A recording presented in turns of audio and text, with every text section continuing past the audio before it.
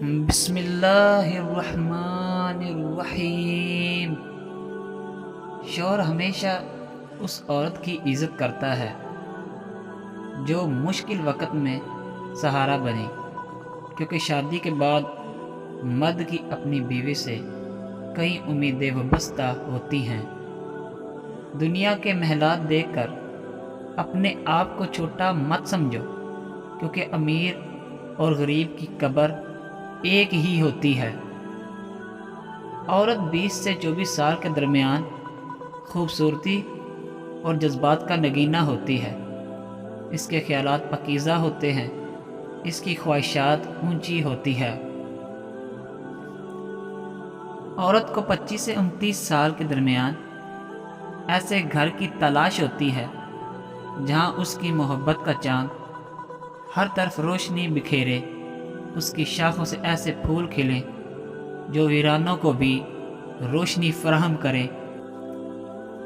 30 سے 34 سال کے درمیان عورت ایسے باغ کی مان ہوتی ہے جہاں ہر طرف پھلوں اور پھولوں کی خوشبو ہو۔ وہ اس عمر میں بنی نوع انسان کی تعمیر کرنا چاہتی ہے۔ 35 سے 39 سال کے درمیان عورت ایک ایسی چٹان کی ماند ہوتی ہے، اگر طوفان بھی ٹکرا جائے تو وہ بھی پاش پاش ہو جائے۔